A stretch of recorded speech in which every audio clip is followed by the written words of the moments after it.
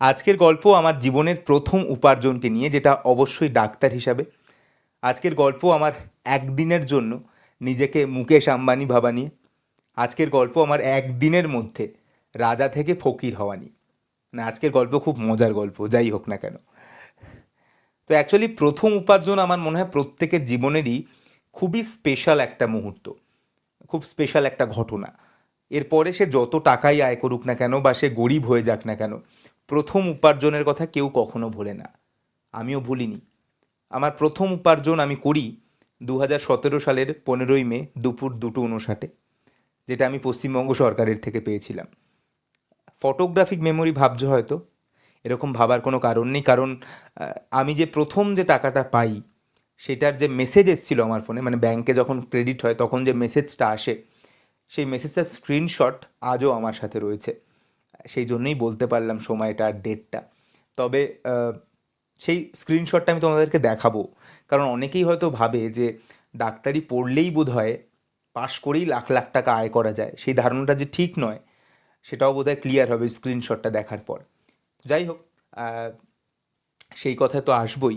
তবে এই আমার কথায় আসার আগে আমি দুটো খুব বিখ্যাত গল্প বলতে চাই, যেটা তোমরা হয়তো অনেকেই জানো প্রথম উপার্জনকে নিয়ে, তবুও আরেকবার বলতে চাই। কারণ আমার খুব ভালো লাগে এই দুটো দুটো গল্পই বা দুটো ঘটনাই আমার খুব ভালো লাগে। একটা হচ্ছে শাহরুখ খানের প্রথম উপার্জন, যেটা 50 টাকা ছিল। কোনো একটা শোয়ে যে সমস্ত দর্শকরা এসেছিল তাদেরকে, তাদের টিকিট দেখে তাদেরকে সিটে বসানোর দায়িত্ব ছিল শাহরুখ খানের। যে সিনেমা হলে ঢুকলে ওই টিকিট দেখে টর্চ ফেলে সিট দেখায় না, ওই কাজটা ছিল শাহরুখ খানের, যেটার জন্য শাহরুখ খান 50 টাকা পায়। এবং যে 50 টাকা দিয়ে শাহরুখ খান তাজমহল দেখতে গেছিল। কারণ শাহরুখ খানের জীবনে ইচ্ছা ছিল, যেহেতু শাহরুখ খান কখনো তাজমহল দেখেনি, যে প্রথম আমি যে আয় করব সেই টাকায় আমি তাজমহল দেখব। এবং আমার মনে হয় এই জন্যেই বোধহয় পরে শাহরুখ খান হয়েছিল, কারণ এরকম মানসিকতা খুব রেয়ার। দ্বিতীয় আর একটা গল্প প্রথম উপার্জনে, সেটা হচ্ছে ধীরুভাই আম্বানির ব্যাপারে। ধীরুভাই আম্বানি প্রথম 250 টাকা আয় করেন, এবং 250 টাকা আয় করার পরে উনি সামনে একটা 5 স্টারে যান এবং 250 টাকা দিয়ে চা খেয়ে নেন 5 স্টার হোটেলে। তখন ওনার বন্ধু বান্ধব আর কি খুব ওনাকে বলছিলেন যে তুমি বোকা নাকি, হ্যাঁ, রাস্তার ধারে 1 টাকায় চা পাওয়া যায়, সেই 1 টাকার চা না খেয়ে তুমি 250 টাকা দিয়ে চা খেতে গেলে, মানে মাথা ফাতা খারাপ হয়ে গেছে নাকি, পুরো টাকাটা উড়িয়ে দিলে, এইভাবে তো টাকা কোনো দিন রাখতে পারবে না। তখন ধীরুভাই আম্বানি বলেছিলেন যে আমি 250 টাকা খরচ করেছি চা খাওয়ার জন্য নয়, 250 টাকা খরচ করেছি ওই চাটা কারা খেতে যায় তাদেরকে দেখার জন্য। কারণ আমার জানার খুব ইচ্ছা ছিল যে এই যে 250 টাকা খরচ করে যারা চা খেতে আসে তাদের মানসিকতা কী, তারা কিভাবে কথা বলে, তাদের মাথার মধ্যে কি চলে, আমি সেইটা দেখার জন্যই এই 250 টাকা ইনভেস্ট করেছি। তো যাই হোক, সব দিগ্গজ মানুষদের কথা বলে এবার আমি আমার কথায় আসি আর কি। আমার প্রথম উপার্জন যেরকম বললাম, 2017 সালের 15ই মে দুপুর 2:59।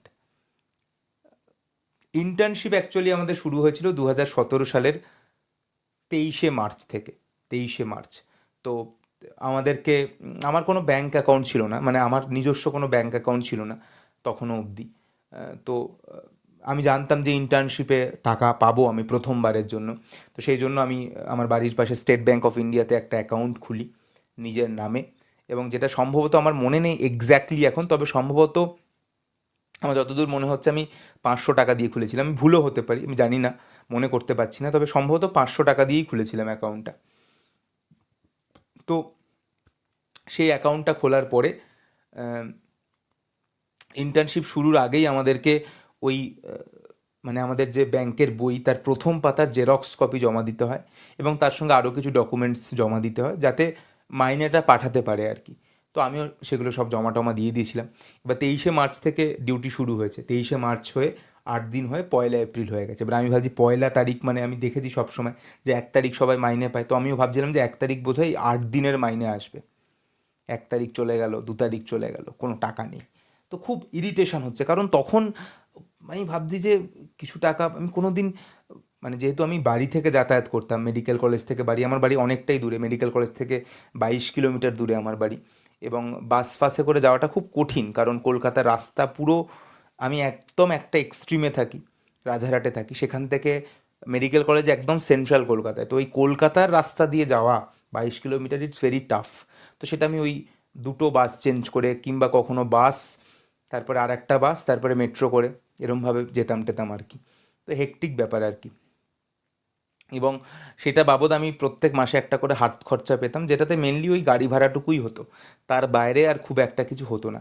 সেজন্য আমি কখনো নিজে সেভাবে কখনো টাকা দেখিনি, এবং সেই জন্য আমার যে শখ আহ্লাদ সেগুলো খুব একটা পূরণ করার সুযোগ কখনো হয়নি। তো আমি খুব অধীর আগ্রহে অপেক্ষা করেছিলাম যে কবে কিছু টাকা আসবে এবং সেই টাকাতে আমি কিছু একটা করতে পারবো। কি করব সেটা বলছি পরে, মানে কি করেছি লিটারেলি ভয়ঙ্কর, এখন ভাবলে হাসি, অবাক হয়ে যাই।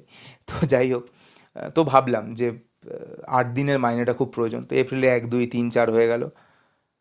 আমরা সবাই মিলে গেলাম অ্যাকাউন্ট সেকশানে, গিয়ে বললাম যে কাকু একটা মাইনেও তো আসলো না, 8 দিনের মাইনে। তখন বলি এত তাড়া কিসের, সব একসাথে পরের মাসে পাবে, পরের মাসে গিয়ে মাইনে পাবে। তো বললাম যাক, তাহলে গেল, তার মানে এখন মোটামুটি 38 দিন বিনা পারিশ্রমিকে কাজ করতে হবে। যাই হোক, করছিলাম। আর তখন নতুন নতুন কাজ ছিল, আর খুব হেক্টিক লাগতো, কারণ কোনো দিন সেভাবে নাইট ডিউটি করিনি। 24 ঘন্টা ডিউটি চলছে, 30 ঘন্টা টানা ডিউটি চলছে, মানে সে একটা ভয়ঙ্কর ব্যাপার।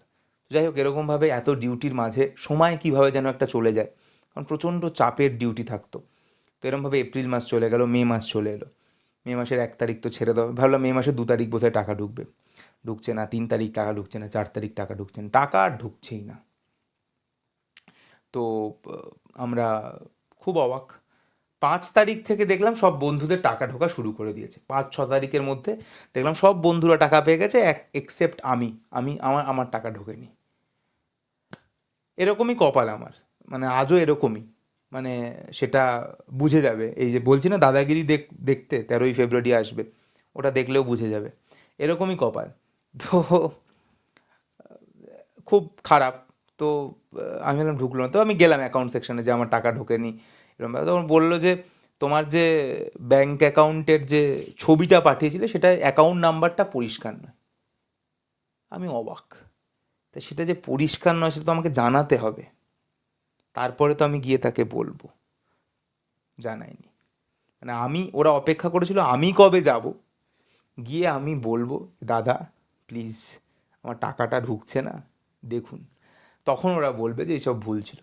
যাই হোক, তারপরে আমি ফ্রেশ করে ব্যাঙ্ক অ্যাকাউন্টের আবার জেরক্স করে জমা টমা দিলাম।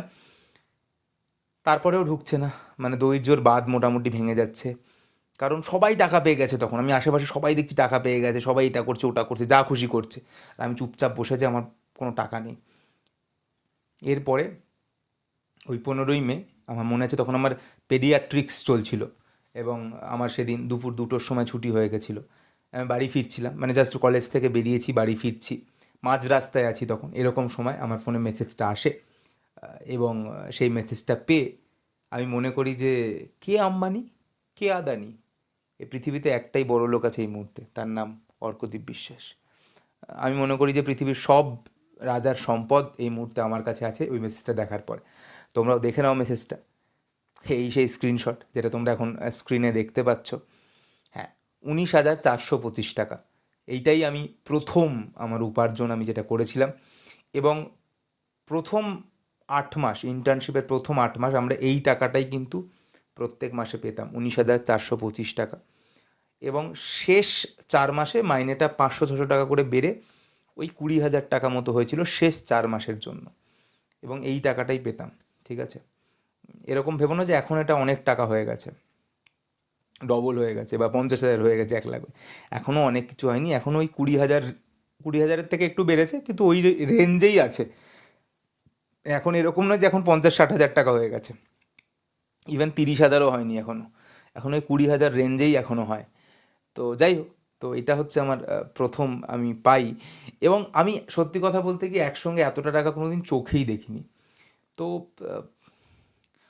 ওই যে বললাম, তখন আমার মানে বাসে করে আসছিলাম, ঠিক আছে। তো আমি বাসে আশপাশে দেখছি, ও বাবা, তো আমি একাই বসে বাসে করে যাচ্ছি। মানে একটা ফিলিং, তখন একটা পুরো আলাদাই ফিলিং। তো যাই হোক, বাস থেকে নামলাম, নেমে আমার একটা মাথায় ছিল যে প্রথম আয় করলে আমি কী করবো। অ্যাকচুয়ালি আমাদের বাড়িতে তখন একটা টিভি ছিল, যে টিভিটা 2000 সালের টিভি, 2000 সালেরও আগের টিভি, সেই বড় ডাব্বা মতো সেই পিছন দিয়ে বেরোনো একটা টিভি থাকে না, তো সেরকম একটা টিভি ছিল আমাদের বাড়িতে। তো আমি ভেবেছিলাম, এবং অনেকবার আমি বলেছিলাম টিভিটা চেঞ্জ করার জন্য, কিন্তু সামহাও আমার কথায় কেউ পাত্তা দেয়নি। তো আমি ভেবেছিলাম প্রথম যেদিন আয় করবো, প্রথম যখন আয় করবো, সবার আগে যেটা করবো একটা টিভি কিনবো, ওই যে ফ্ল্যাট লম্বা। আমি তখন নামও জানতাম না যে কী বলে, এলসিডি, কিউএলইডি, অনেক ভ্যারিয়েন্ট আছে না, তখন নাম জানতাম, শুধু বুঝতাম যে ফ্ল্যাট টিভি একটা আমি কিনবো, দেওয়াল টিভি কিনবো একটা, যেটা দেওয়ালের সঙ্গে লাগানো থাকবে। তার দাম সম্পর্কে আমার কোনো আইডিয়া ছিল না, কিন্তু আমি তখন ভাবছিলাম যে আমার কাছে 19,425 নয়, আমার কাছে তখন 19,42,50,000 টাকা রয়েছে। আমি তখন এটাই ভাবছিলাম। তো আমি আমার দুটো বাস চেঞ্জ করে বাড়ি ফিরতে হতো, তো একটা বাস থেকে তখন নেমেছি। নেমেই সামনে 2-3টে টিভির দোকান ছিল, টিভি ফ্রিজের দোকান ছিল। তার মধ্যে একটা টিভির দোকানে আমি ঢুকে সব থেকে যে বড় টিভিটা, সব থেকে বড় টিভি যেটা, এবং ওটা আবার একটু কার্ভ ছিল, সব থেকে বড় একটা কার্ভ টিভির সামনে আমি চলে যাই। ঠিক আছে, ওখানে গিয়ে দাঁড়িয়ে যাই, এবং ওখানে যে সেলস পার্সন ছিল তাকে আমি বলি যে এই টিভিটা আমি কিনবো, কত দাম দাদা এটার। এখন ওই লোকটা আমায় দেখে ঘাবড়ে গেছে, যেটা মোটা সোটা একটা ছেলে, কাঁধে একটা ব্যাগ, গেঞ্জি ফেঞ্জিগুলোর অবস্থা ভালো নয়, সে এসেই টিভিটার সামনে দাঁড়িয়ে বলছে আমি কিনবো। তো সে আমার সামনে এলো, এসে বললো যে আপনি এটা কিনবেন। আমি বললাম হ্যাঁ। কারণ আমার মাথায় তখন চলছে যে আমি 19 কোটি টাকার মালিক, টিভিটা কোনো ব্যাপার, এর কত দাম হবে, 5-10 টাকা, 5,000 টাকার দাম হবে, আমার এরকম 3টে টিভি কিনতে পারি আমি। তো আমাকে তখন বললো যে দাদা এই টিভিটার দাম হচ্ছে 1,62,000 টাকা। একবার ওর দিকে তাকালাম, তাকিয়ে বুঝলাম যে আমি এখনও এতটাও বড় লোক হইনি। মাটির ওপরে যে পাটা ছিল, ওই বাস থেকে উঠে গেছিলো, সেটা আবার মাটিতে নেমে এলো। আমি বললাম যে ও আচ্ছা ঠিক আছে। তারপরে মোটামুটি ওর অর্ধেক সাইজের একটা ফ্ল্যাট টিভির সামনে গিয়ে দাঁড়ালাম, দাঁড়িয়ে জিজ্ঞাসা করলাম ওটার দাম কত। তখন ও এলো, এসে তখন একটু নর্মালি কথা বললো, এসে বললো এটা দুটো ভ্যারিয়েন্ট আছে, একটা স্মার্ট, একটা নন স্মার্ট। নন স্মার্টটার দাম 20,000 টাকা, স্মার্টটার দাম অ্যারাউন্ড 40,000 টাকা। তো বলে স্মার্টের কী কী অ্যাডভান্টেজ, অ্যাপ রয়েছে, অ্যান্ড্রয়েড অ্যাপ রয়েছে, ইউটিউব চালানো যাবে, এইসব ভুজুং ভাজুং দিয়ে, বাচ্চা ছেলে ছিলাম, 22 বছর বয়স তখন আমার, আমাকে ইনফ্লুয়েন্সটি করে দিল যে স্মার্ট টিভিটাই বেটার, ওইটার ওই নন স্মার্ট ভেরিয়েন্টটা সাইজ একই, কিন্তু স্মার্ট ভেরিয়েন্টটাই নেওয়া উচিত। আমিও মোটামুটি ইনফ্লুয়েন্সড হয়ে গেলাম, এবং আমার তখন মনে হলো যে এটাই আমি নেব। এবার আমার অ্যাকাউন্টে রয়েছে 19,425, প্লাস যে টাকাটা দিয়ে আমি ব্যাঙ্ক অ্যাকাউন্ট খুলেছিলাম সেই টাকাটাকে ছেড়ে দিই, কারণ সেই টাকাটাকে রাখতেই হবে, ওটা তো মিনিমাম ব্যালেন্স। তাহলে 19,425 টাকা আমার কাছে আছে। টিভিটার দাম বলছে 40,000 টাকা, তার সঙ্গে 5 বছর এক্সটেন্ডেড ওয়ারেন্টি করলে 45,000 টাকা। এখন আমি কি করতাম, দুটো টিভি আমার সামনে অপশান ছিল, একটা আমার বাজেটের মধ্যে নয়, মানে পুরো টাকাটা দিয়ে দিতে হবে, আর একটা হচ্ছে তার দুগুণ বা দুগুণেরও বেশি। কিন্তু ওই যে তখন বললাম, তখন অলরেডি আমি মুকেশ আম্বানি ভাই, আমি তখন অলরেডি আম্বানি হয়ে গেছি, তাই ছোটোখাটো দিকে আমি তাকাবো না। তখন আমার একটাই টার্গেট, স্মার্ট টিভি। তখন বললো যে ক্যাশে কিনবেন, আমি বললাম পাগল, ডাউন পেমেন্ট আর লোন, ইএমআইতে কিনবো। কারণ আমি জানতাম যে নো কস্ট ইএমআই হয়, সুদ দিতে হয় না, কিন্তু আমার কাছে যখন ডকুমেন্টস ছিল না। তারপরে মাকে ফোন করলাম, তার মা ডকুমেন্টস নিয়ে এলো, এবং আমি 10,000 টাকা ডাউন পেমেন্ট করলাম, এবং বাকি টাকাতে ইএমআই হলো। ইএমআই হয়ে ওই টিভি নিয়ে ওই দিনই আমি বাড়ি এলাম। তো আমার 10,000 টাকা খরচ হয়ে গেল, আমার 9,425 টাকা পড়েছিল। বাড়িতে সেই সময় দিদুন ছিল, দিদুনের গল্প আমি মনে আগে একটা ভিডিওতে বলেছি। তো মা, বাবা, দিদুন, তো অ্যাকচুয়ালি আমরা আমি তাও রেস্টুরেন্টে খেয়েছি কলকাতার, কিন্তু মা, বাবা, দিদুন কখনোই কলকাতার রেস্টুরেন্টে খাইনি সেভাবে। ঠিক আছে, তার কারণ এমনিতেই বাবা মা দুজনেই খুব গরিব ফ্যামিলি থেকে উঠে এসছে, খুব স্ট্রাগল করে বড় হয়েছে, তাই তারা আয় করেছে অবভিয়াসলি, কিন্তু ওই আয়টা খরচও কখনো করতে তাদের মন চায়নি, কারণ তারা খুবই গরিবই আনা থেকে উঠে আসে আর কি, খুবই গরিব জায়গা থেকে উঠে আসে, সেসব গল্প পরে একদিন বলবো। তো তারা সেই জন্য সেভাবে কখনো রেস্টুরেন্টে খায়নি। এখন আমার হাতে 9,425 টাকা আছে। আমি তখন কে? হ্যাঁ, মুকেশ আম্বানি। আমি তখন ছোটোখাটো কথা আমি বলি না। আমি বললাম যে আজকে রাত্রিরের খাওয়াটা আমরা বাইরে খাবো। কোথায় খাবো? স্ট্রেট একটা ফোন খুলে একটা অ্যাপে দেখে নিলাম যে একটা 5 স্টার রেস্টুরেন্ট আছে, যেখানে 1999 টাকায় খাবার দিচ্ছে। 1999 টাকা ইনক্লুডিং ট্যাক্স, মানে 2000 টাকা পার হেড। 5 স্টারের কথা বলছি, নর্মাল রেস্টুরেন্ট নয়, 5 স্টার। আমি তো যাইনি, আমার বাবা মা তো নর্মাল রেস্টুরেন্টেই যায়নি, দিদুন তো ছেড়েই দাও। কিন্তু আমি তখন ঘোষণা করলাম যে আমরা 4 জনে যাব, 5 স্টারে খেতে যাব। তো ওদেরকে অত কিছু বলিনি, কারণ ওদের দাম টাম বললে আর যেত না। তো আমি ওদেরকে বললাম একটা জায়গায় যাবো আজকে, প্রথম টাকা পেয়েছি। সবাই তো মিষ্টি ফিষ্টি আনে, শাড়ি টাড়ি আনে, আমি সেসব আনিনি, টিভি নিয়ে এসেছি অবশ্য। আর খাওয়াটা আজকে আমি খাওয়াতে চাই। তো কেউ না করেনি, কারণ ওদের ধারণাই ছিল না যে 2000 টাকাতেও একজনের খাবার এরকম হতে পারে। কারণ ওরা ম্যাক্সিমাম, আমার বাবা মা ভাবতো যে খাবার বলতে এগরোল, যেটার দাম সেই সময় ছিল 18 টাকা থেকে 20 টাকা, কিংবা খুব বেশি বাজেট হলে হাজির চিকেন বিরিয়ানি, যেটার দাম তখনও ছিল 60 থেকে 70 টাকা, এখনও মনে হয় একই দাম রয়েছে। এইটা ম্যাক্সিমাম বুঝতো। আর মাঝামাঝিতে বুঝতো মোগলাই, যেটার দাম তখন 45 থেকে 50 টাকা। কিন্তু একজনের খাবারে যে 2000 টাকা দাম হতে পারে, সেটা ওদের ধারণাতে ছিল না। কিন্তু তখন আমি বস, ঠিক আছে, আমি আম্বানি তখন। তো আমি বাবা মাকে নিয়ে বেরোবো, যাবো, অনেকটা দূরে যাব, বাইপাসে যেতে হবে, বাইপাসে। তো কিসে যাব? এখন ওই যে বললাম, আমরা খুব লোয়ার মিডিল ক্লাস। তো লোয়ার মিডিল ক্লাসের ব্যাপারটা হচ্ছে, আমরা ওলা চড়িনি কখনো। কেন ওলা চড়িনি? কারণ আমাদের বারবার মনে হতো যে ওলাতে এসি চলে, বোধহয় বেশি টাকা নেয়। তাই আমরা বাস, ট্রেন, অটোতে চড়তাম। আর যখন খুব বাড়াবাড়ি রকমের এমার্জেন্সি হতো, আমরা হলুদ ট্যাক্সিতে উঠতাম। কারণ মনে হতো ওলা মানেই গলা কাটবে, এসি চালাচ্ছে কম টাকা নেয় নাকি, তাই ওলাতে যদি কম টাকাও দেখাতো, আমরা হলুদ ট্যাক্সিতে উঠতাম খুব এমার্জেন্সি হলে, ওলাতে উঠতাম না। কিন্তু সেদিন সিনারিওটা আলাদা, সেদিন পুরো খেলাটা আলাদা। তো ওলা বুক করা হলো, যে ওলাটার ভাড়া দেখাচ্ছিল 500 টাকা। কিন্তু আমি সেটা কাউকে বলিনি, কারণ আমি সেদিন, হ্যাঁ ঠিক, আমি আর বলছি না আমি কে। তো ওলাতে করে 4 জনে উঠলাম, সোজা বাইপাস রেস্টুরেন্ট। সে এলাহি ব্যাপার, আমি তো দেখেই অবাক, আলো ফালো দেখে মাথা ফাতা একেবারে খারাপ হয়ে গেল। সে মানে 200-300 রকমের আইটেম খাবারের, আর আমি তো খেতে ভালোই বাসি। তো বাবা মাও অবাক হয়ে গেল। তো আমাকে একবার জিজ্ঞাসা করেছিল বাবা যে কত কত টাকা। আমি বললাম যে এখানে একটু বেশি, এখানে ওই 500 টাকা করে লাগে। আমি 500 বলেছিলাম, মানে মিথ্যে একটা লিমিট থাকে, তো কত মিথ্যে বলবো? 2000 টাকাটাকে তো 20 টাকা বলে। বাবা 500 শুনে সে বাবা ফায়ার। ওখানেই বাবা বলছে আমি এখনই চলে যাবো। 500 টাকা করে খরচ করেছিস? তাও আমি পরে বুঝেছি যে বাবা ভেবেছিল বোধহয় যে 4 জনের 500 টাকা। মানে অ্যাকচুয়ালি আমি কিন্তু সেটা বলতে চাইনি, আমি যেটা বলতে চাইছিলাম যে পার হেড 500, 4 জনের 2000, এটা বলতে চেয়েছিলাম। কিন্তু বাবা হয়তো ভেবেছে 4 জনের 500, তাতেই বাবা ফায়ার হয়ে গেছিল। 500 টাকা খরচ করেছিস, এখানে এসছিস ওলাতে, কী ব্যাপার? যাই হোক, আমি সবার ব্যাপারটা আরও বাড়াই, ঠিক আছে 500 টাকাই তো, কমই, কত আর। তো ওখানে খাওয়া হয়েছে, এবং ওখান থেকে বেরিয়ে যখন তখন রাত হয়ে গেছে, আবার ওলা ধরে আবার বাড়ি আসি, এবং ওলাতেও ওই যাতায়াত মিলিয়ে 1000-1100 টাকা মতো খরচ হয়েছিল। তো অ্যাকচুয়ালি আমি বাড়ি ফিরে এসে আমি বসেছিলাম টিভির বাক্সটা, টিভি তখনও ইনস্টল হয়নি, টিভির বাক্সটা রাখা ছিল, আমি তার সামনে বসেছিলাম, এবং বসে আমি ভাবছিলাম যে 19,425 টাকা, যেটা আমি আজকে দুপুর 3টে নাগাদ পেয়েছি, তারপরে এখন ওই মাইনে থেকে আমার কাছে পড়ে রয়েছে 375 টাকা।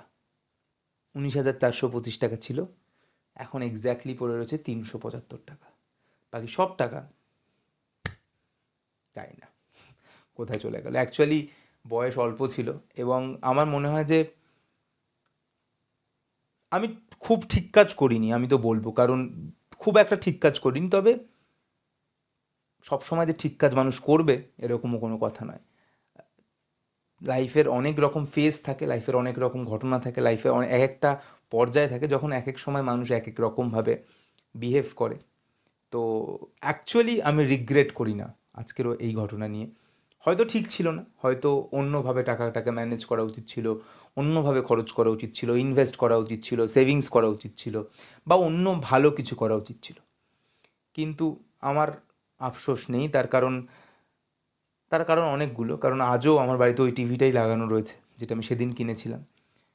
এবং বাবা মার কথা জানি না, তবে দিদুনকে আমি যখন ওই 5 স্টার হোটেলে নিয়ে গেছিলাম, এবং আমি দিদুনের মধ্যে যে খুশি দেখতে পেয়েছিলাম, দিদুন এখন নেই, তবে সেই খুশিটা আজও আমার সাথে রয়ে গেছে। তাই সেদিন যদি 5 স্টারে না নিয়ে গিয়ে যদি এমনি রেস্টুরেন্টে সেম জিনিসটাই হয়তো হতো, তবে দিদুন এর পরে যতদিন বেঁচে ছিল সবাইকে বলতো যে আমার নাতি প্রথম মাইনে পেয়ে আমাকে 5 স্টার হোটেলে খাওয়াতে নিয়ে গেছিলো। তো দ্যাট ইজ দ্য থিং যেটা আমি পেয়েছি। তাই অত হিসেব করে লাভ নেই। তাই একদিনের মুকেশ আম্বানির গল্প এই অবধি আজকে, এবং আশা করি তোমাদের ভালো লেগেছে কি খারাপ লেগেছে জানি না। যদি ভালো লেগে থাকে তাহলে চাইলে চ্যানেলটাকে সাবস্ক্রাইব করতে পারো। আর আমার বাকি ফেসবুক ইনস্টাগ্রাম আইডি যদি কানেক্টেড থাকতে চাও তাহলে সেগুলোর লিঙ্ক ডেসক্রিপশন বক্সে দেওয়া থাকবে, চাইলে জয়েন করতে পারো। যারা NEET aspirant, NEET UG aspirant, তারা আমার টেলিগ্রাম চ্যানেল জয়েন করো। সেটার লিঙ্কও ডেসক্রিপশন বক্সে থাকবে। আর যারা আমার কাছে পড়তে চাও, কারণ জানো নিশ্চয়ই যে আমরা নিটের জন্য পড়াই, বায়োলজি ফিজিক্স কেমিস্ট্রি একসাথে পড়ানো হয়। বাংলা বেসিক্যালি ওয়েস্ট বেঙ্গলের জন্য শুধু, কারণ আমরা সবাই বাংলায় কথা বলি। তো তাহলে একটা নাম্বার আছে, সেই নাম্বারে যোগাযোগ করো। সেই নাম্বারটা ডেসক্রিপশন বক্সে থাকবে, 9330054553। এ অবধি আজকের ভিডিও, দেখা হবে নতুন কোনো ভিডিও। ততদিনের জন্য খুব ভালো থেকো আর ভালো রেখো।